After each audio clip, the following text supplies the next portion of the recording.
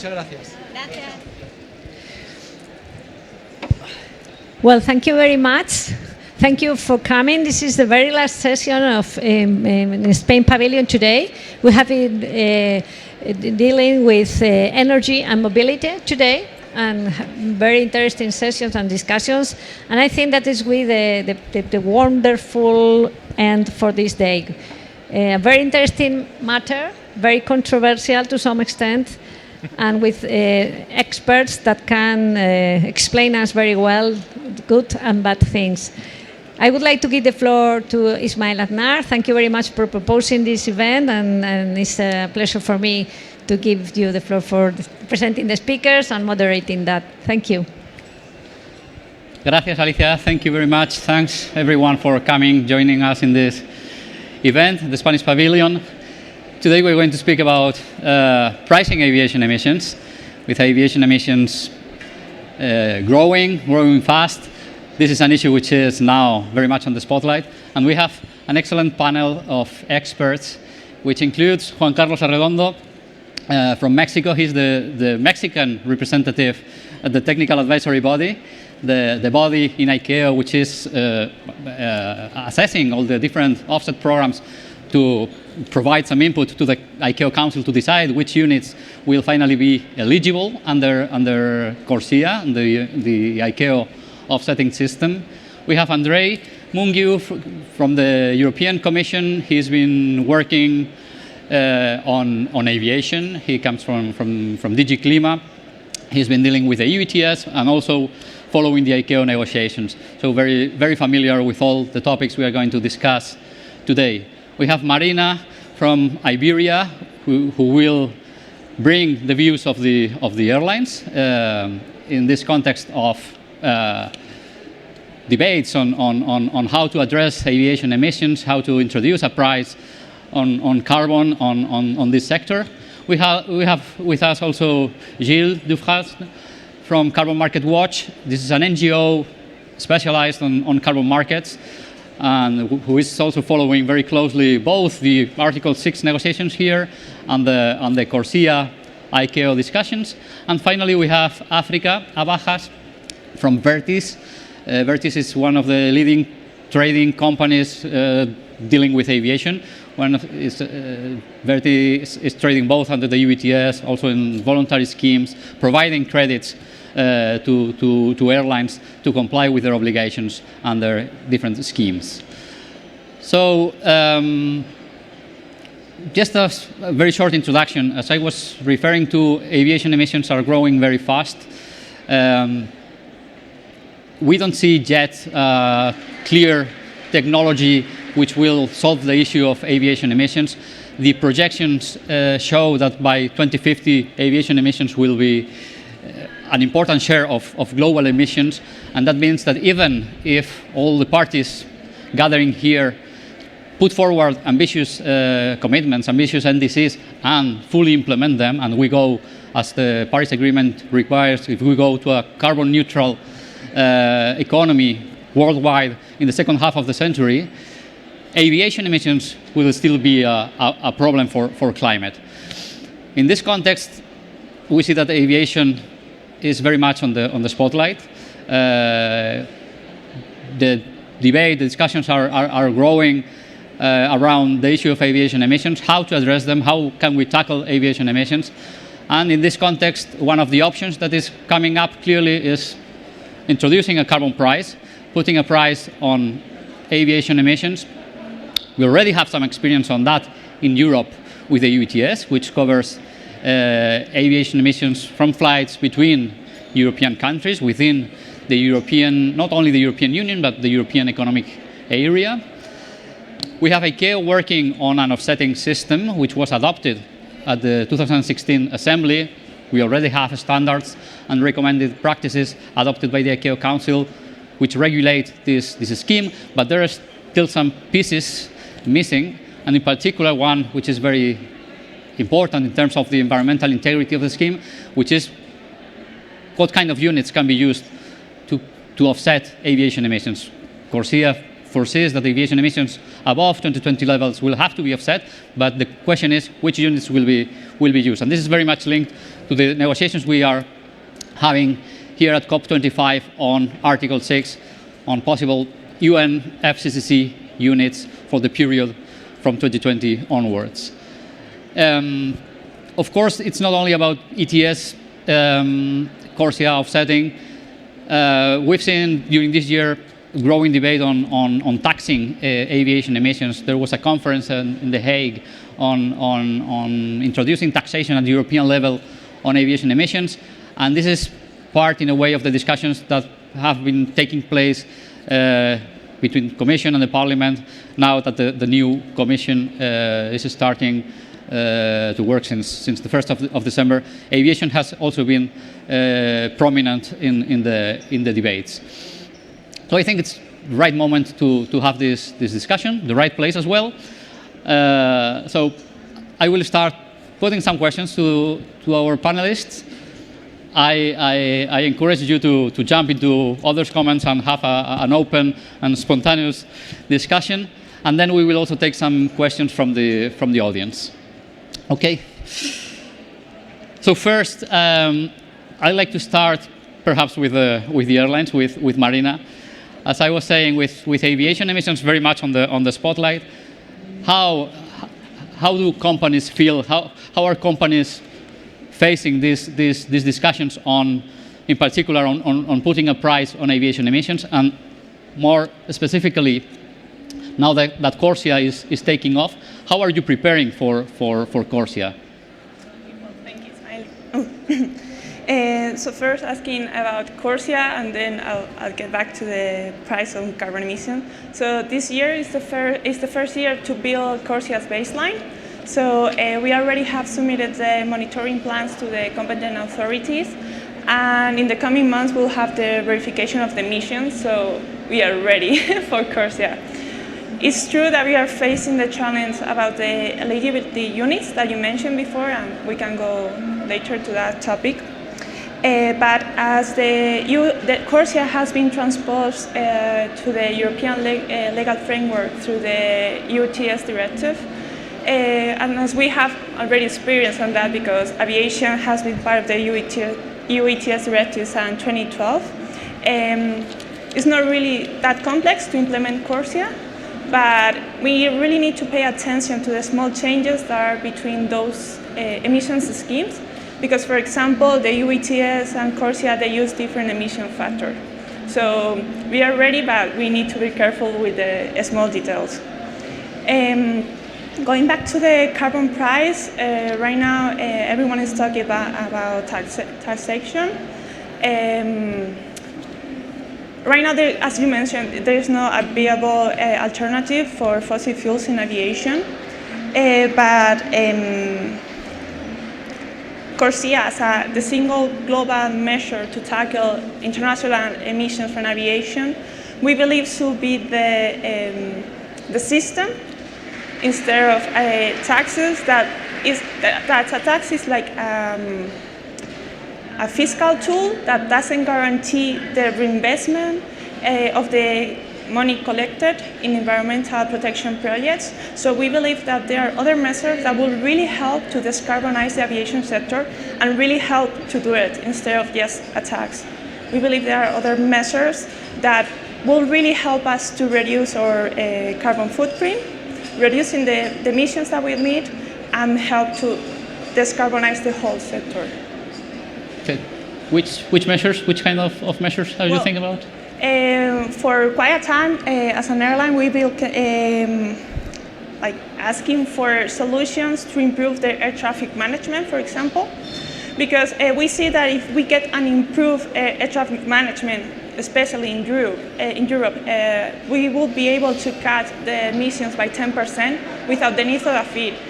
Air traffic management, for example, it includes actions that will help us to get more direct routes for the flights. So this means less time flying, less fuel burning. Also enabling the airports the adoption to the most optimal flight levels at all times, so we fly more efficiency. Also to perform continuous descent approach, that is a fuel efficiency measure that is not really common along Europe and really saves fuel per flight. And reducing holding time period of the final approach of clearances and so on. So there are so many measures that are included in improving the air traffic management that will really, really help. And attacks, just implying attacks, it won't really help the air traffic management problems that we are having, especially in Europe. But there are other measures that really could help. Okay, interesting. Perhaps also carbon pricing can help to create the right incentives to put those measures in place. Now I come to Africa as a trader, very much in contact with the airlines. Marina was telling us that the airlines were ready for CORSIA, already monitoring emissions, still with the uncertainty of which units will be eligible. From someone who is in the markets, how do you see precisely the role of CORSIA? Many people now involved in the Article 6 negotiations see CORSIA as one of the main sources of demand of credits. Will that be a significant source of demand? And how do you face this uncertainty on the units? How are you dealing with the issue of the uncertainty? Yeah.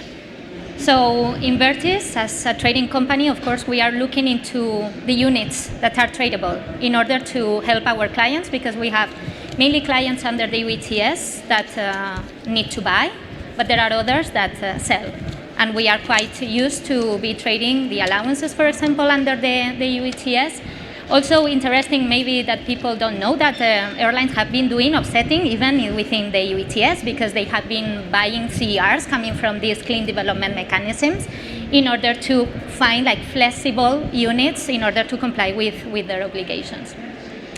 So we know more or less what the demand is under the ETS because you have rules. Also, operators are more or less growing sector. What they receive for free is not enough, so there is always a need to buy.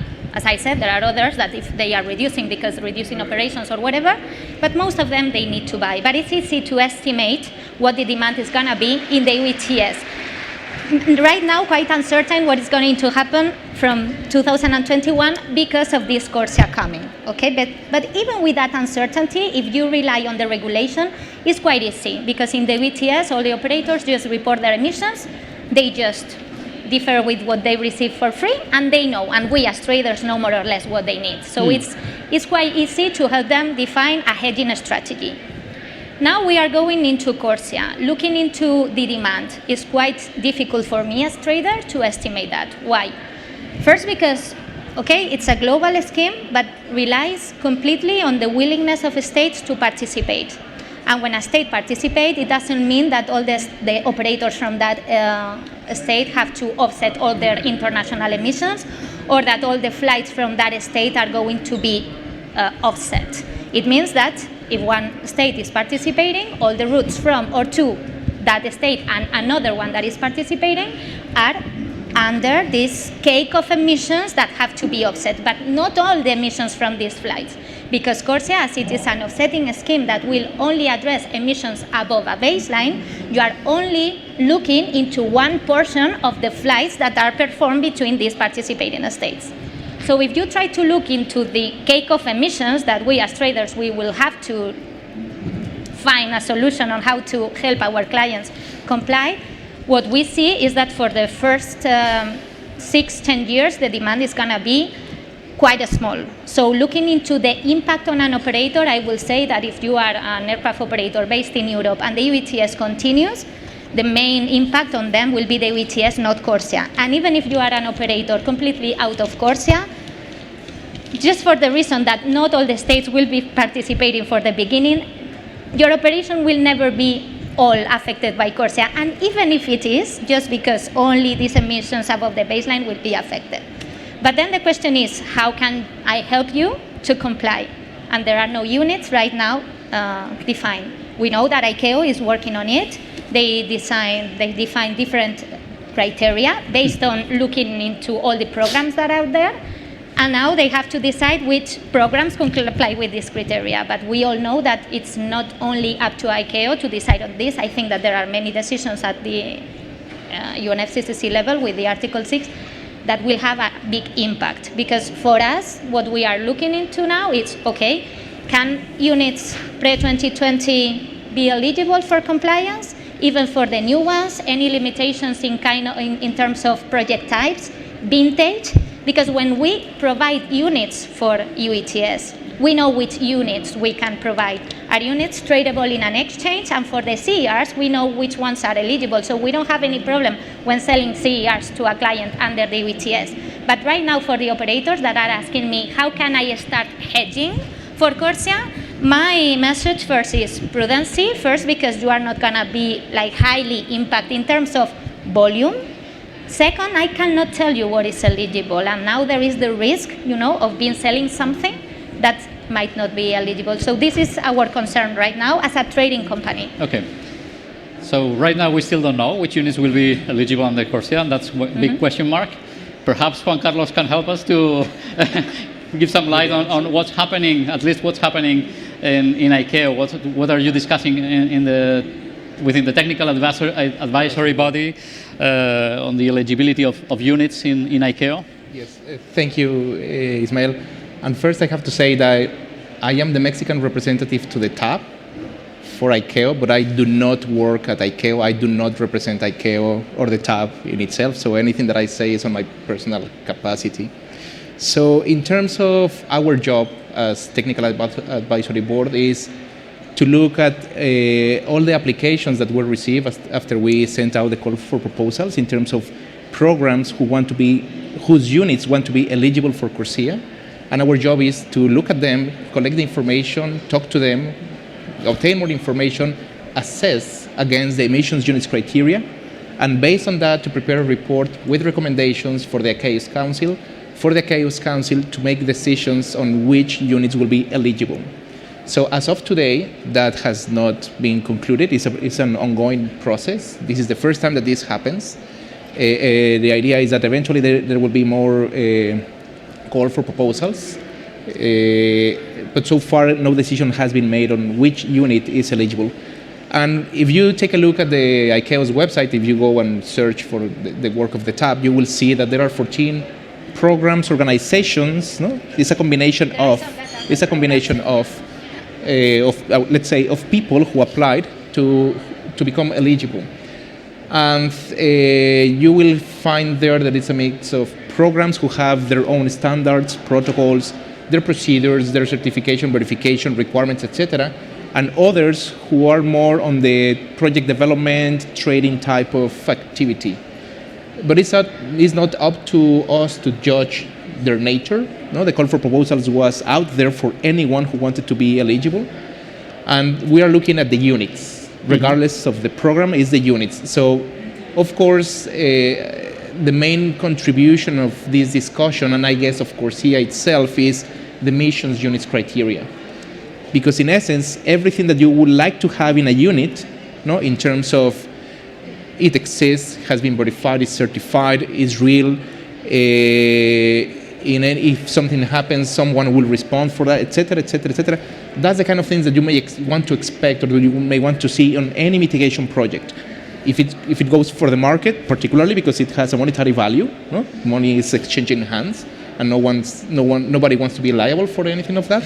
But also for countries who have to report in terms of their compliance with their nationally determined contributions, their targets, because the main connection that exists in between everything that is happening with the airlines, the trading, CORSIA, and Article 6 negotiations around these rooms is that if your country is hosting some mitigation activities in some sectors, and those are conducted according to certain protocol or standard or under certain program that becomes eligible under CORSIA, then the country somehow must know that, must have the responsibility to know what is happening in its territory, and to make decisions on whether or not to authorize, for instance, that a mitigation project is used towards the NDC, or something that is transferred in terms of mitigation outcomes to another country for the enhancement of the NDC on Article 6.2, for instance, or if the government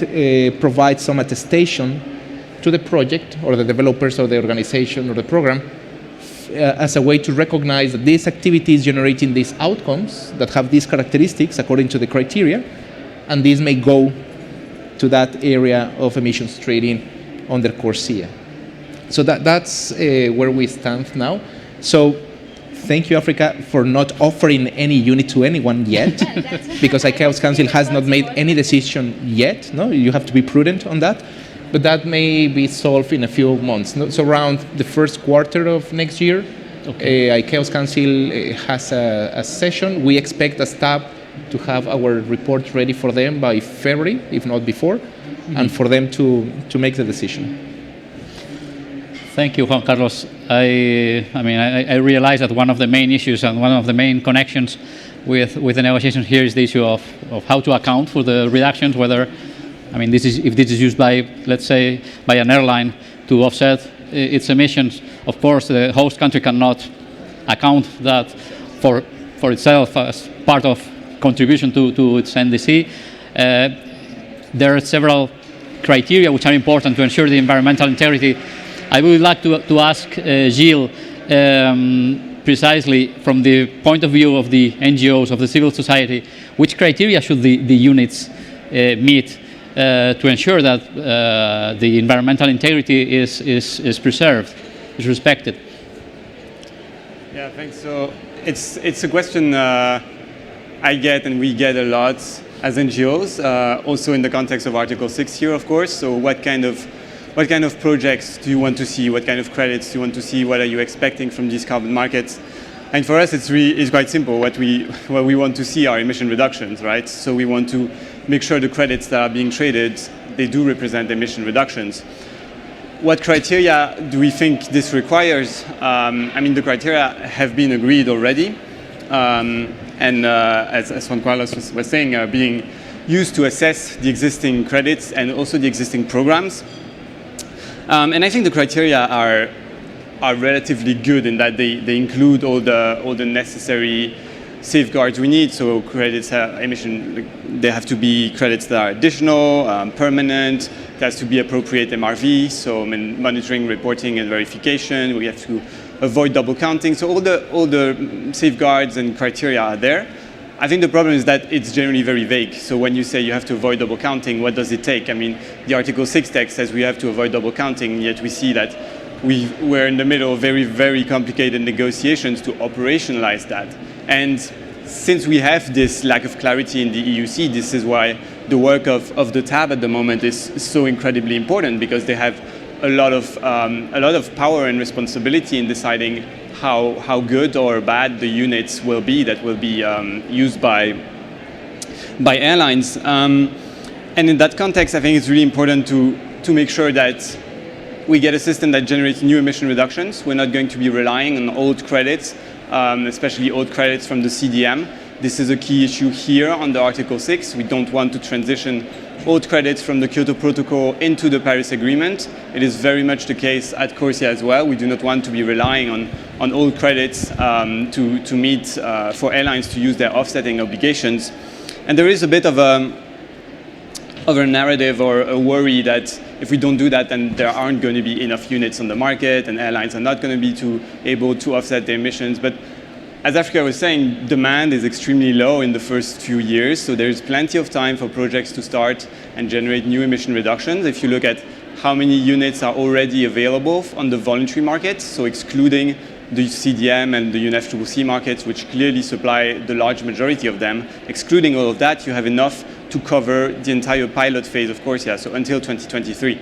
So we want to make sure that the work of TAB is going to be well, I'm sure it's going to produce a good outcome. I hope it's going to produce a good outcome, and we're going to get to units that really generate emission reductions. And maybe to conclude a bit beyond broadening the debate, I think we have to think also about the context in which we're having these discussions at ICAO. And I think it's actually quite funny that we're in this room and I look at the walls and I see in big letters two things that are crucially missing at ICAO. Which is ambition and inclusion, because look at CORSIA, the target is extremely weak to only offset the growth in emissions above 2020. That means we're going to cover around 17% of emissions from international flights. And inclusion is a big problem at ICAO, which is an extremely not transparent agency where NGOs and the media have no access to the council decisions or discussions or agenda, so it is impossible for us to know what things are being discussed when it really comes to taking the decision. So this is a problem. It is also a problem at the tab level, and I'm finishing with this. We are not aware of what discussions are happening within the tab. There was a public consultation, but the inputs submitted to that consultation were not published, which is quite peculiar. So it's really important to improve transparency at tab, at ICAO, if we want the system to have any kind of credibility. Thank you, Gilles. Now, Andre, the EU has been supportive of CORSIA.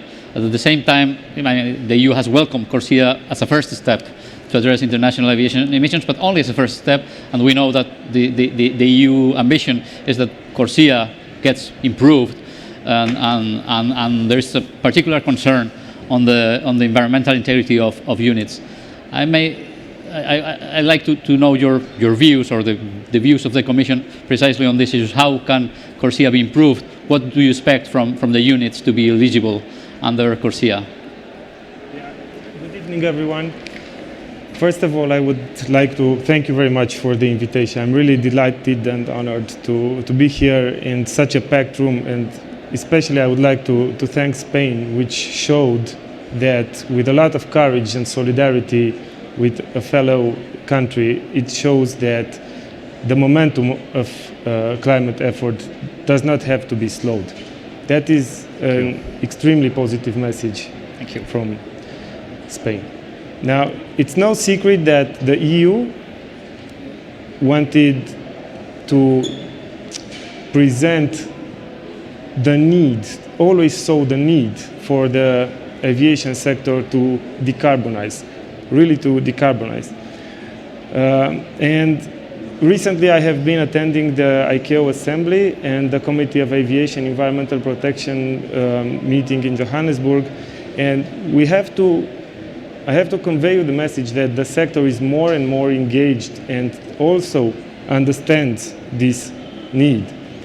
But we also see that, at least in short term, and not even in mid-term, just by technology and operational improvements and even alternative fuels, not only biogenic, but also fuels, synthetic fuels, we will not get very, very far. So let's not call it necessarily pricing. Let's call it an enabler. A sort of economic measure is needed, and it's needed at worldwide level. And now I'm going to zoom back into your question. We have supported CORSIA from the outset. We understood its value, and we also identified the implementation element of emission units criteria as a very important one, a key one. We were involved from the start. And the way they are drafted, the way they are written, they are good. And even the NGOs say they are relatively good. Now, we are confident that if the tab, which we have here with us, interprets them properly, we will have a lineup of units which aim for a high environmental integrity and which show high environmental integrity. Now, the units which are used, their intrinsic quality, their additionality, their realness, that's key. And that's key not just for the environmental integrity, that's one aspect, but also for the reputation of the scheme as such, and for the reputation of the airlines, which we also have here with us, and to which we have confidence that if needed, they will go above and beyond together with the people who offer the unit. In case there are any doubts among the airlines that some of the units are not up to the mark. It's not just a question of cost, it is also a question of reputation. We know that as a rule of thumb, it's not always right, always wrong.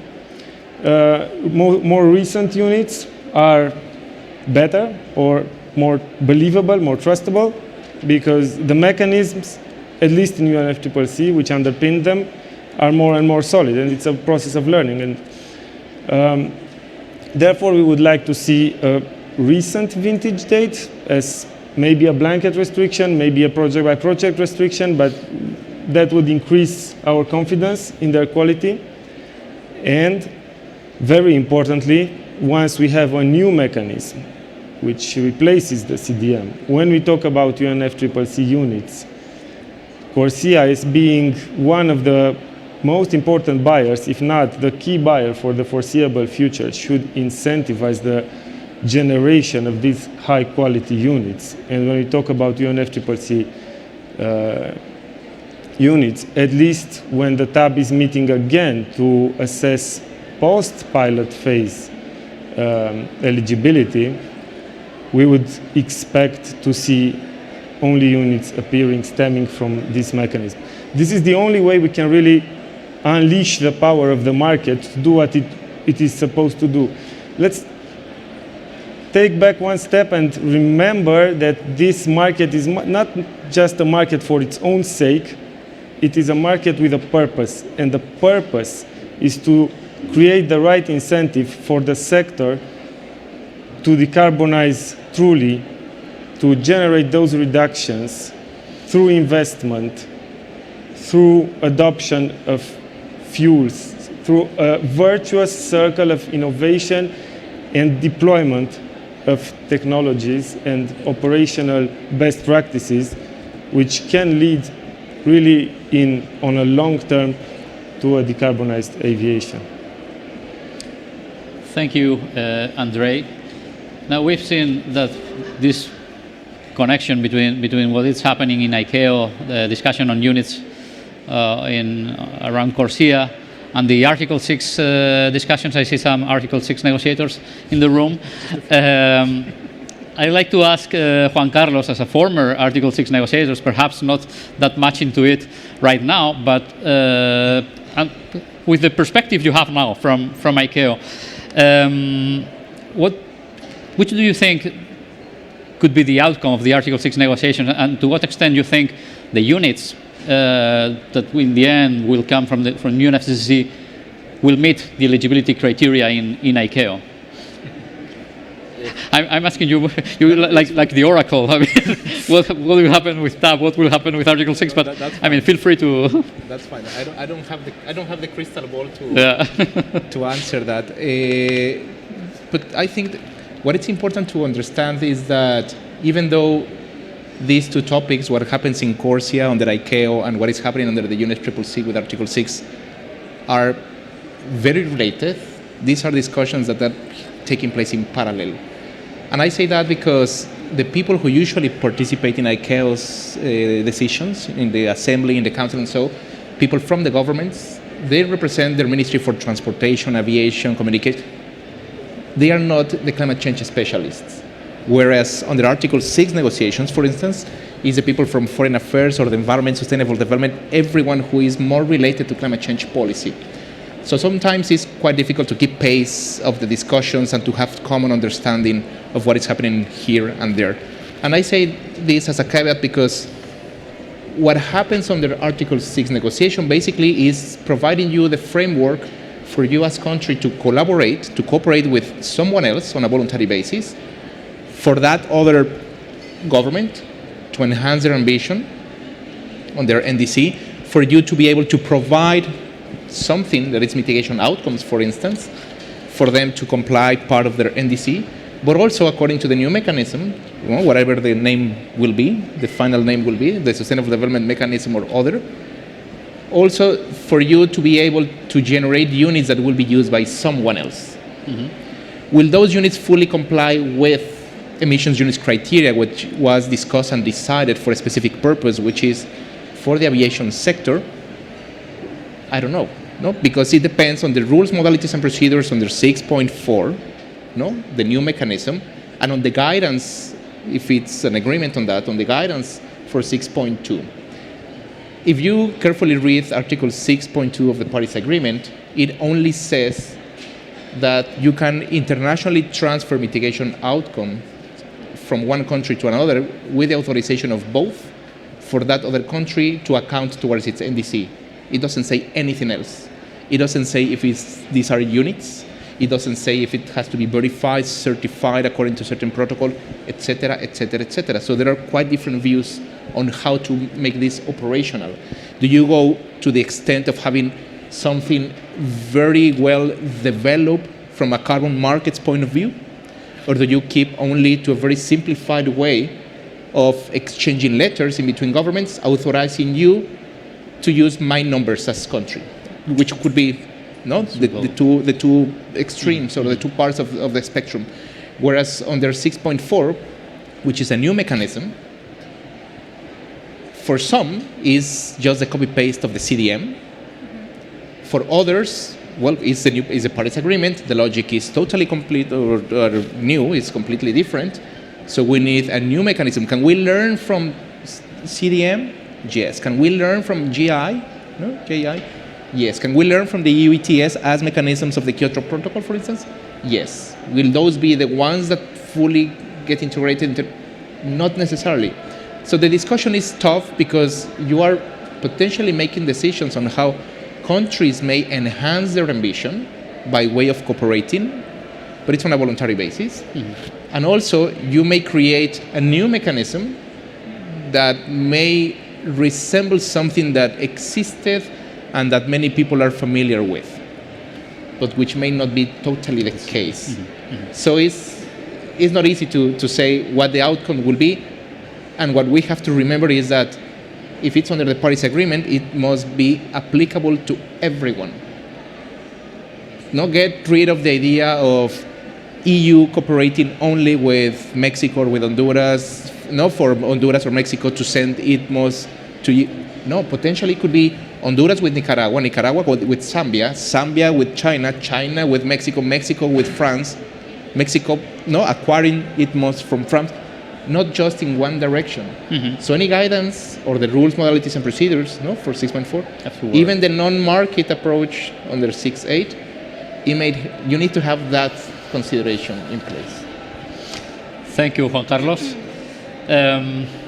Moving a bit on the issue of carbon pricing beyond CORSIA, we've heard that CORSIA will only allow offsetting a small part of the airline's emissions. We may perhaps need other instruments to create the right incentives. I'd like to hear from Gilles. What do you think about using other instruments such as ETS, emissions trading systems? What will happen with the future of the EU ETS? How do you see the future of the EU ETS when CORSIA is implemented? What about other mechanisms such as taxes? Yeah, thanks. So I think I look at the message we're getting from people on the street, from the political message, what direction we are taking. I think it's very clear that what's being asked is more climate ambition, that we're really not in line with what we need. And this is very much the case also for the aviation sector. And one of the key asks in the protest, I see signs every time I go to a protest or see news that there are asks to have fair pricing of emissions in the aviation sector, which currently is just not the case. And CORSIA is not going to correct the situation. As I said, CORSIA only covers a small portion of emissions. It's going to be based on offsets. I'm not making price predictions, but potentially they can be very cheap based on how much supply there is. So all these measures means CORSIA is not going to meaningfully price emissions. In the EU, we have the EU ETS, which has been there for a while. It has had major shortcomings, and it's finally starting to work, and it is working to cover airline emissions. We have prices of around 25 euros a ton at the moment. And there is a risk that the EU ETS is going to be dismantled to be replaced by CORSIA. And I think there is a very strong push we're seeing from airlines and from the aviation industry at the moment to dismantle this existing climate policy, which would go against the spirit of the Paris Agreement, which is to ramp up ambition over time, not take steps backward. So it is crucial that while we support the implementation of CORSIA, this cannot come at the cost of dismantling existing climate policy. At the same time, and in addition to this, we see that airlines over the past years have been benefiting from heavy subsidies and tax exemptions, which creates an unequal and unfair playing field towards other industries, towards other modes of transport. Why is it the case that there is no VAT for flights when we have to pay VAT for train travel? Why is there no fuel tax for flights when anybody driving by car has to pay taxes at the pump? I mean, these are nonsensical measures which we need to correct. We need a fuel tax, we need a VAT for airlines. This is not about putting unfair pressure on an industry that's at risk. It's about correcting an existing imbalance. It's about creating a level playing field. I think creating a level playing field is generally something I hear from industry a lot. We need to create a level playing field. Well, that's what we're trying to do, to create fair taxation. And I disagree on the point that was made earlier that taxes don't reduce emissions and are simply an instrument by greedy governments to get more money. There was a study recently, I think by C. Delft, and I think it was published by the Commission, so maybe Andre knows more about it than I do, but as far as I remember, it showed that a tax in the EU would reduce emissions without having negative impacts overall on employment. This is what we're trying to achieve. This is what we can achieve. We need a fair price on aviation emissions. We cannot continue with the exemptions we have at the moment, and CORSIA is not solving the climate challenge that aviation industry is bringing. Thank you, Gilles. You were mentioning that some are suggesting that the EU ETS should be dismantled when CORSIA is fully in place. Andre, the EU ETS, at the same time, we have seen, like, for example, von der Leyen's letter to Timmermans is talking about increasing auctioning. I mean, the allocation now is 85% free, and von der Leyen's letter speaks about 100% auctioning, so removing the free allocation to airlines under the EU ETS. So where are we in terms of the revision of the EU ETS for the next years? Yeah, this is the crystal ball round. Again. Let's try to make one together here. You will accuse me of dodging your question or beating around the bush. I will not do exactly that, but I will start in a different place. There are so many comparisons between CORSIA and the EU ETS, but there is a fundamental difference between the two schemes.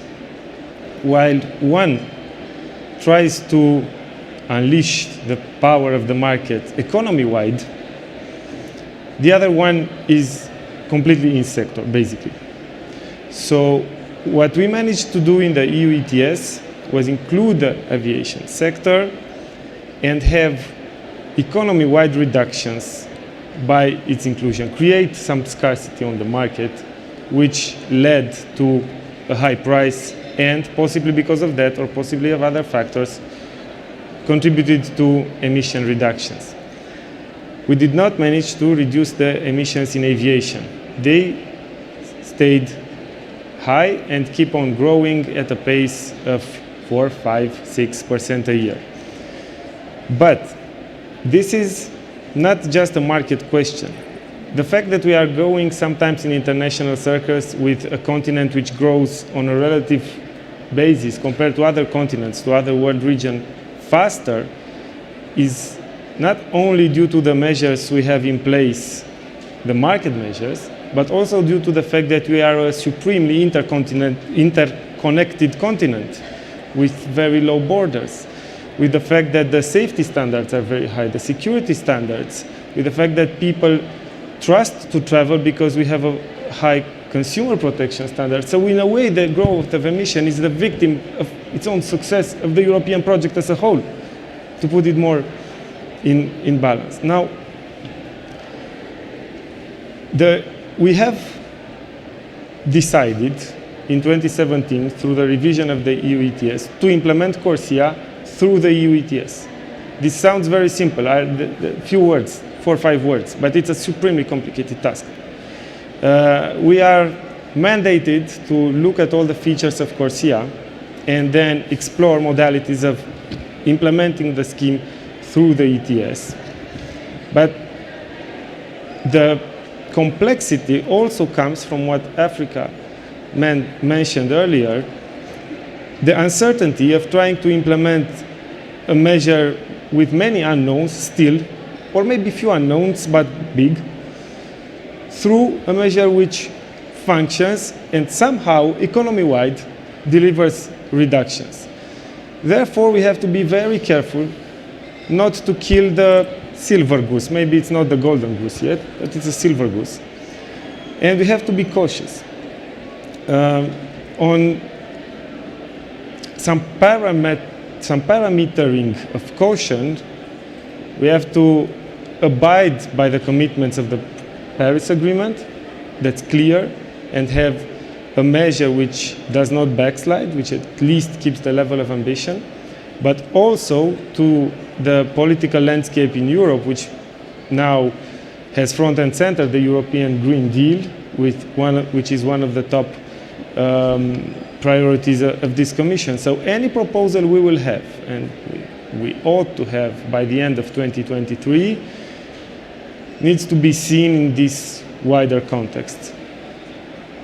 This small discourse, unfortunately, did not give me a crystal ball, but if you have ideas, I would be very interested to hear them.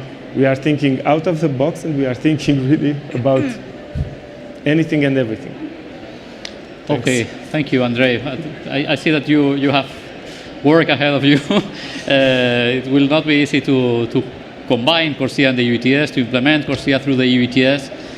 Now coming to... But if I may add something else, because maybe I didn't finish properly with the parametering. It's the Paris Agreement and it's the European Green Deal. But it's also another silver goose around us, and that is a global effort to reduce emissions by the sector, and that also needs to be supported strongly. Okay. Sorry for the interruption. We have the EU ETS, we have CORSIA, perhaps implementing CORSIA in Europe through the EU ETS. In all this, we have the discussions on taxation, removing exemptions to kerosene, VAT.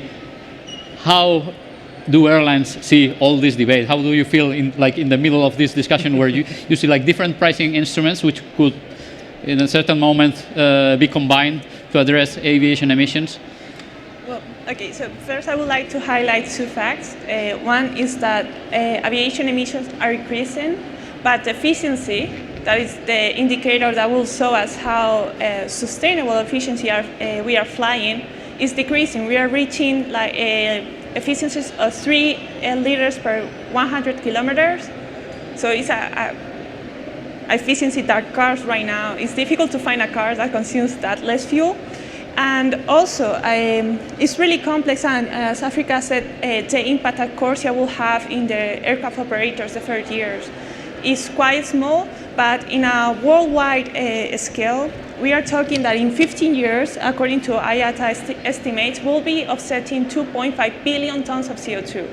That's an amount bigger than the offset ever issued by the Clean Development Mechanism, or trade in the carbon market, the voluntary carbon market. So it's complex to have all the decision made and the work that the TAP is doing, but we are talking about a lot of CO2 emissions that will be offset through CORSIA. So I think that's something that should be highlighted. Regarding how do we feel in this context of uncertainty? So first, as an airline, we are building sustainable strategies, because as a sector, but also as a company, we need to make sure that we decarbonize of our activity, but also as a company, we contribute to the sustainable development of our countries, to the sustainable development goals of the Agenda 2030. So we are trying to work with the different tools that we have in our hands. Through the EU ETS, we've been working since 2012. Right now with CORSIA, getting ready, those are mechanisms that are legal required for the aircraft operators. But we are also developing strategies for or at least to try to consume more sustainable fuels. Right now is something that is really prohibited for us because of the cost. and we need government help to make it possible for us to consume on a normal basis, but we are trying to build that strategy. We are also engaging and trying to work with different stakeholders. How can we engage for both of us, helping us to decarbonize and everything. We also can find an alternative in the voluntary carbon market. This is beyond the legal requirements, and it's something that we need to look at, but building a strategy, not just buying offset because of that, because we, as you all mentioned, we need to use carbon credits that are real, or at least the environmental impact that they create is positive, and we can prove that it's positive, and the CO2 emission that we are emitting is really offset. So it's complex because there are so many uncertainties and so many different things going on, but I think the first thing is to build a strategy that is strong and is capable of tackling the same thing, that is the CO2 emissions, but different pathways. And like that, we make sure that for the same objective, we have different alternatives and different plans, and we will really achieve the decarbonization of activity. For example, Iberia is part of the IEG group, and we have set the target to be carbon neutral by 2050. It's a really ambitious target for the aviation sector. The rest of the sector is the objective that they have for 2050 is to halve the emissions, and we are going beyond that. So it's really complex, but we are really trying to do our best, and setting ambitious targets will get us there, and all the uncertainty will become clear first 2020 with the TAP and the units for CORSIA, but we have UETS also, at least Lorna will keep working. So we have two mechanisms, sustainable fuels and a new fleet that is the biggest investment that we can do to reduce our environmental impact, and the new aircraft that we are flying consume 15-25%, and in the performance we are seeing that they are consuming even 35% less than the fleet that they're replacing. So we're getting there, and the uncertainty, we're working with that. Thank you, Marina. And last question for Africa. As a trader, all these elements again, and in particular the UETS, the continuity of the UETS, and CORSIA taking off, all the different units that will be traded in the markets. From a trader's perspective, this is a mess, or is it an opportunity precisely to be able to make good business? So I want to clarify, in Vertis we not only trade because of compliance market, we also help companies to reduce emissions and to compensate. We always try to push for people to reduce before they compensate. So when we are with a company that wants to offset what they cannot reduce themselves, we help them looking for projects that fit their needs, they're ambitious. There are a lot of really good projects out there. But the approach is completely different when you are facing a company that is buying something because they have to. This is the main difference between compliance and the voluntary market. So the way it works in the compliance market, and it will work, in my understanding, with CORSIA, because don't forget that even though there is this voluntary wording in the scheme, it's supposed to be compulsory because it's supposed to be implemented through national regulations through the ACEO Volume 4 of Annex 16. So we are talking about rules and regulations. So the approach will be quite similar to the EVTS, but talking about different units. So we not only trade on compliance, we also do the overall compliance for some operators. And I can tell you that doing it for an aviation company is quite a mess. So in that sense, I have to defend the sector because it's really difficult.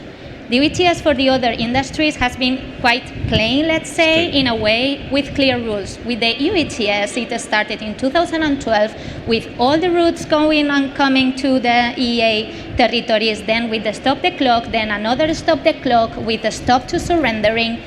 And we not only have CORSIA, we have other schemes. We have the Swiss ETS, in which many operators are also affected. We have the Brexit, so I'm doing the compliance for some British operators based in UK, and right now it's quite difficult to handle this because they have not received free allowances. We don't know if they will.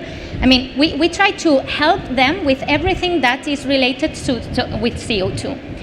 So looking into CORSIA, we are always talking here about the units as something really important, and it's true that the tab right now is like you are like all people looking at you, to have the list of units at which I will look at. So when helping my clients, I will say, just imagine they are only covered by CORSIA because this is what industry wants. We will have a clear list, but it's not only telling them what to buy, it's also telling them what happens if they don't buy. Because offsetting is not just having a list of units, it's purchasing and canceling. So you demonstrate that these units are not tradable anymore, so that emission reduction or avoidance or sequestration has been canceled and nobody else can use it. So in the EU ETS, this is quite straightforward, because when I do the compliance for Spanish carriers, British, Chinese, Latin American, they are all affected by the same rules. And they know that if they don't buy one allowance and they don't surrender it, they face 100 euros per ton that they don't comply with. Plus, they have to go to the market, they have to call us, and they have to buy, and they have to surrender. This is not clear to me how it's going to work in CORSIA. It relies on the willingness of states. If we look at CORSIA, it's like talking about the NDC of the aviation sector looking at international level, but having many states with things to do.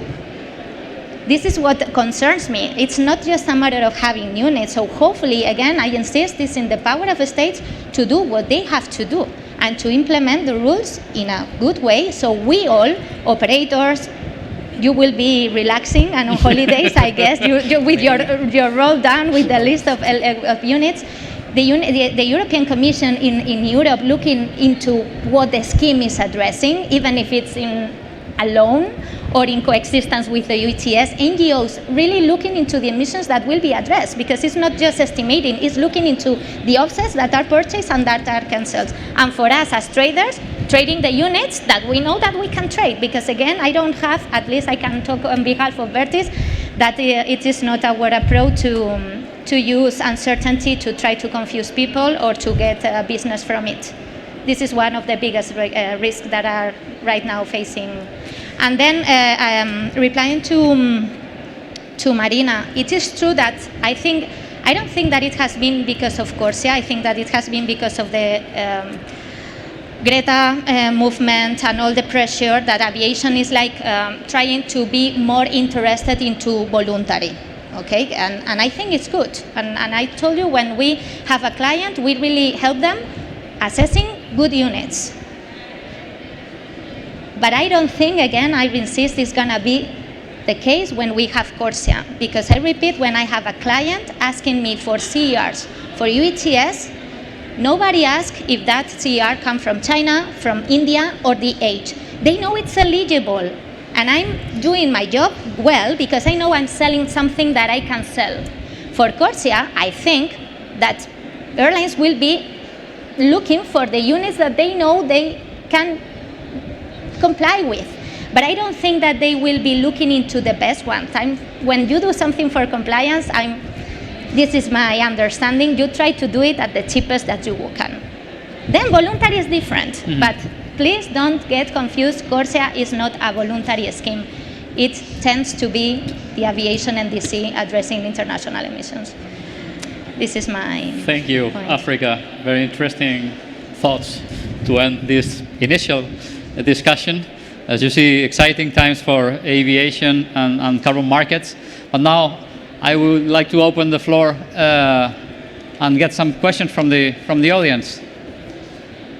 Please, if anyone wants to put a question, introduce yourself. Yeah, do we have one here? One.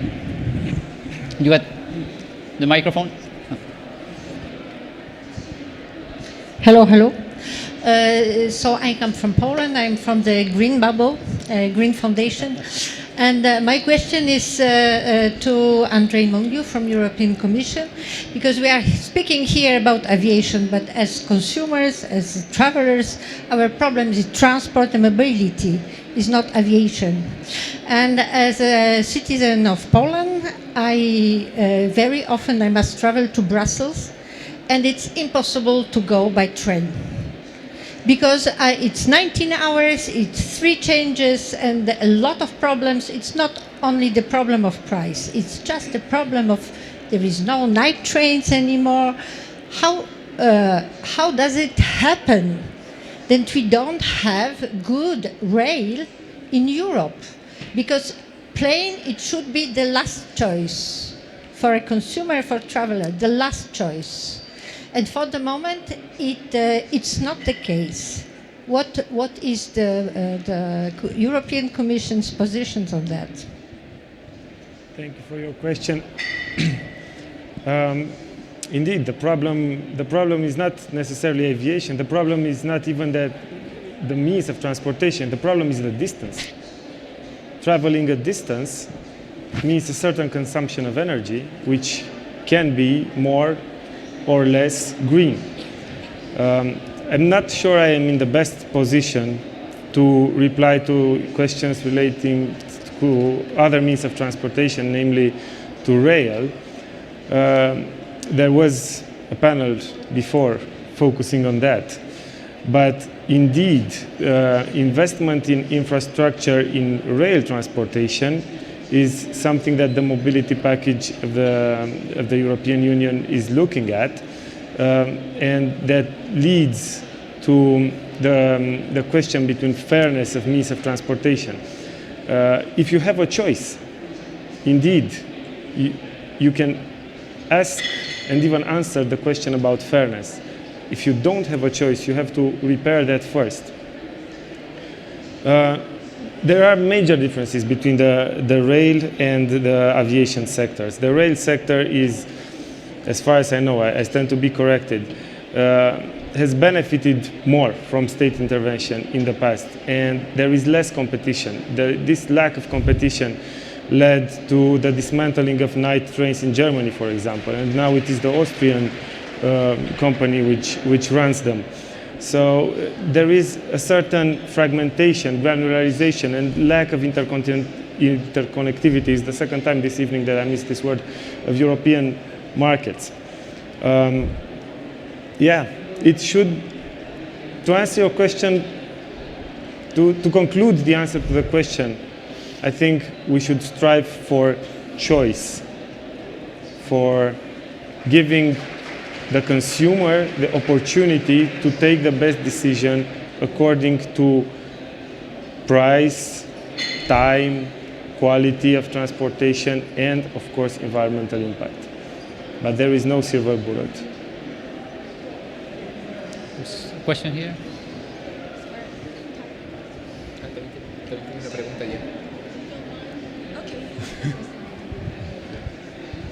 Thank you. My name is Belén. I'm working as journalist. I was wondering, and my question is for Gilles, but if you want to reply, I will be delighted. There is many people that is changing the way of traveling. Me myself, I reduce drastically the times I'm taking planes, for instance, when I want to do a travel. And I think there's something that is growing in my generation and the generation that I come in from behind. And sometimes I wonder if, do you think it will be a solution to raise the price on several flights? Because I don't know if it exists a connection in between low cost and more traveling, so more polluting. Or maybe that is something that is on my mind, makes no sense at all. But I was wondering, do you think that the audience, the travelers will feel that they are polluting by paying more, or they could be more, we could raise awareness by making it a little bit more expensive? Make sense? Thank you. Take more questions, or okay? Yeah, thanks for the question. I definitely think that yes, it would work.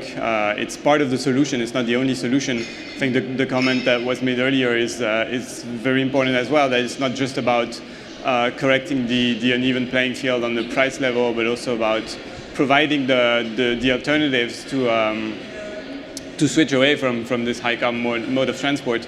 But price definitely plays a role. That's why I was saying earlier we need to correct the subsidies that have been handed out to the airline industry and have fair taxation in line with the other modes of transport. I mean, as an example, I came here to the COP with 3 other colleagues. We're based in Brussels, and we decided to come here by train because we work a lot on aviation issues, and this is something we're very conscious about.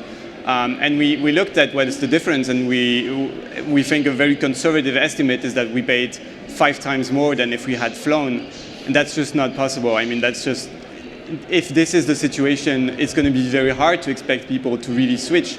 It's a bit of a cognitive dissonance to say, well, we have to switch to a low carbon economy, but at the same time make it kind of impossible from a price level. And I very much agree with Andre that it's about choice and providing the choice to consumers, but this means we have to set the situation, set the conditions for this choice to be taken with all alternatives presented in a fair way.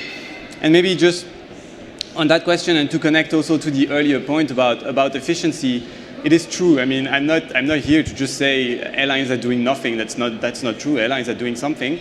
Efficiency is increasing, and that is very positive, and it should be increasing at an increasing rate. But at the same time, growth is increasing, and growth is increasing more than efficiency. And to put it a bit bluntly, I mean, the atmosphere doesn't care how efficient your plane is. Like, the floods that are happening don't care how efficient your engines are. What matters is the overall amount of CO2 that ends up in the atmosphere. And this is perhaps even more the case for low-cost airlines, which always portray themselves as the green airline. And I'm thinking about Ryanair, who has a very intensive public communication campaign to say they are the greenest because they have the most efficient fleet. They are also the airline which benefits from most of the subsidies because they fly from very cheap airports, which receive a lot of subsidies. And they are offering flights at prices that are absolutely unsustainable. They are driving hyper-consumerism of flying. So it is just totally incompatible to claim you are a green or sustainable airline because you're efficient, if at the same time your entire business model is based on an absolutely unsustainable practice. And this is perhaps a bit less the case for airlines that are not pushing this kind of low-cost system. But the overall question that it's not about efficiency, it's about the overall CO2 equivalent or CO2 emissions that you emit. I mean, that's the bottom line. That's what the atmosphere cares about. That's what future generations are going to care about. Thank you, Jill. Hi, good afternoon, everyone. I'm Huang Yue from IATA. So yeah, nice to have a good panel interventions and got a whole picture of each one think on the EU ETS and CORSIA. Just want to add up 3 comments. First one is echo to our colleague from Iberia Airlines. So if we look at the total amount of emission reductions generated from CORSIA, that big amount, versus those quantities generated from EU ETS, actually CORSIA's offset amount is 5 times higher than what we're looking at the quantities from EU ETS. That's the first comment. And the second one is to the end of green taxations. It's nice to hear that Giles from Carbon Market Watch just mentioned the report of the CE Delft. Actually, to the end of that report, the conclusion is that taxation is not the most effective tools to dealing with aviation emissions. And plus, there are a lot of flawed assumptions of that report we have been identified. For example, that report did not at all model the loss of revenues that airlines pay for the taxation that will deprive them from invest to the newer fleet and also to the sustainable aviation fuels. That might generate more effective emissions compared to the taxation. And with the conclusion that taxation is not the most effective way of dealing with the emissions, we model the price that if we follow those taxations with the emissions, to reduce 1 ton of CO2, we're spending about 360 euros dealing with 1 ton. That's 14 times higher than the current allowance prices under EU ETS. And the second comment is that through all those taxation regimes, there is no guarantee that all those revenues generated will be later reinvested into any infrastructure improvement for sustainable aviation. All those monies will go to the government general budget. So we don't think that's the effective way at all. I'll leave my comment here. Yeah, thanks. Thank you. Any reactions to the comments? Please, Jill. Yes. Thanks very much. Yeah, good point. Thanks for the comments. On the last one, maybe to start with the last one, it's true. There's no guarantee that all the revenues are going to go to climate action. At the same time, we do see that there are funds that are being used under the ETS specifically. There's now an innovation fund and a modernization fund. Some of these funds are accessible for airlines to get revenues and to fund R&D, so to promote research, to promote emission reduction. So it is not true either to say that this is just, again, greedy governments trying to increase their budgets. And on the first point, just because it was also mentioned earlier that CORSIA is going to cover 2.5 billion tons of CO2, and this is a huge number. I'm not so sure about that. I mean, yes, 2.5 billion tons of CO2, I agree with the number. I don't agree that it's a huge number. First, the comparison to the ETS, that 2.5 billion is much more than what the ETS would cover. Yes, but the ETS is a regional scheme, so it covers only Europe, whereas CORSIA covers global aviation. So of course, it's not really, the two numbers are not really comparable. And at the end, in addition to that, it's not just about the absolute amount of CO2, it's about the share of emissions that is being addressed by this policy. And as I was saying earlier, since we're only addressing the growth in emissions above 2020, this will cover around 17% of emissions from international flights. And I insist on international flights because around 40% of emissions, of flights are actually domestic flights. If you think about very large continents or countries, like India, China, Russia, the US, there are a lot of flights that are domestic. So if you look overall, what is CORSIA covering? It's around 10% of global emissions from the aviation sector. I hardly think this is a large number. I mean, 2.5 billion sounds like a lot when you just put it out there, but it's 2.5 billion over 15 years. I mean, it's not that much. Thank you, Jill. Any other comment, or maybe we have still some time for... Can I have a question to Marina? Question for Marina. Okay, go ahead. Marina. Sorry, Andrei, I don't know if there is any other question, just to manage the time. Okay, go ahead, please, Andrei. Your goal 2050, is that net emissions or is that in sector? It's net emissions. Why don't you do it now? Because that would be kind of like greenwashing is really easy to pay and just get rid of the problem kind of, and we have a nice strategy, long-term strategy when we're going to invest in different mechanisms that will really help us to decarbonize, starting for sustainable aviation fuels, but with others. So we can go to the easy exit and do it, but it won't really decarbonize the activity. We will just to offset and that's it. And we don't think that is a good mechanism to really help for the sustainable development and to reduce the CO2 emissions of our companies, but also the sector. It's a long-term strategy to really, really decarbonize and to help the sustainability. Thank you. Thank you. I think we have one last question, please.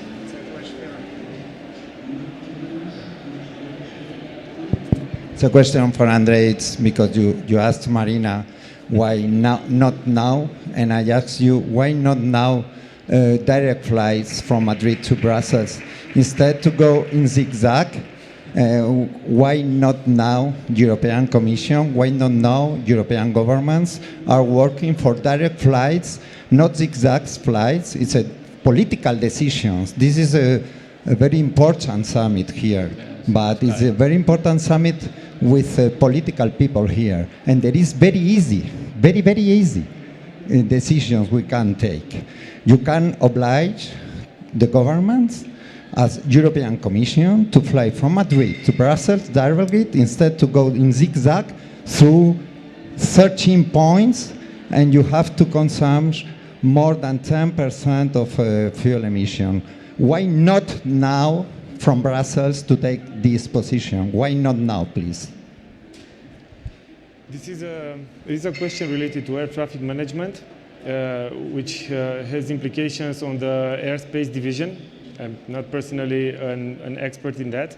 I know it is related to two aspects. First is airport charges. States have the liberty to set their own airport charges per 100 miles per airspace, and to even differentiate between different regions within the country. Therefore, it's their national prerogative, in which a current European law does not give us the mandate to interfere.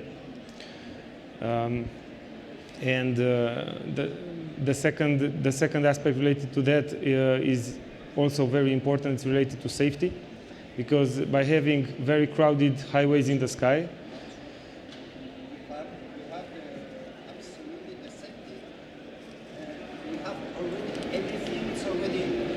everything is already prepared to have these flights. It's only a political decision. And my question is very easy. Why not now?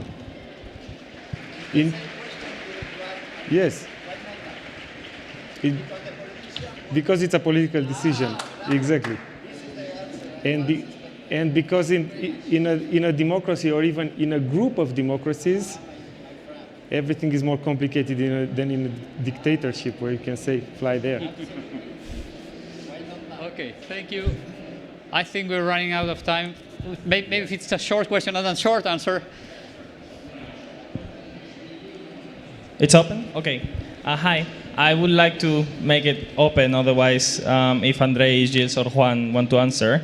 CORSIA is not a strategy to reduce emissions, it's just to cap emissions, which doesn't answer the climate crisis. So why does aviation not have to comply to the same degree as other industries that have shown to reduce emissions when appropriate measures were taken? I can take that. Juan Carlos wants to reply. Yes, as I don't represent any government or company, or I can the right person jump in a little bit, not just to not put anyone on the spot. But what we have to remember is that CORSIA is one of a basket of measures for international civil aviation. That doesn't deal with domestic aviation. And it's only for one sector, which is aviation. So it's not everything that anyone has to do with this. In principle, the countries who participate on the CORSIA and the different implementation phases, and in this case, through the airlines as the ones regulated by the governments, what they have to do first is to look into efficiency improvements, technology improvements, operations, sustainable fuels according to CORSIA. That's what is in the ICAO resolution. It's not my decision. And finally, the final option is for the compensation of the emissions. If you go and read the resolution by ICAO, which is governments, so it's not the aviation sector deciding, but it's governments deciding, the goal is in two ways: improve efficiency by 2% per year throughout 2050, and the second one, to reach carbon neutrality in the growth of the sector. So which is why it's important, the baseline, in terms of how the system has been designed. Whether or not that's enough in terms of containing the growth of emissions of a sector that is growing beyond many of the growth of many economies, well, that's a different thing. But this was decided by governments under ICAO. Yeah, if I can complement, also at the last assembly, there in the resolution and also in the report of the discussions on environment, there are hooks. Let's say there is an idea to work towards a long-term goal of in-sector decarbonization, and coming fresh back from the Committee of Aviation and Environmental Protection, serious work is taking up for in-sector reductions. We can expect some movement. Okay, thank you very much. I think it's been a very interesting panel. We could continue talking not forever, but for a while. But it's also Saturday evening, and we have some drinks waiting for us. So, well, thank you very much. Thank you to all the panelists. And thank you for your participation. Thank you.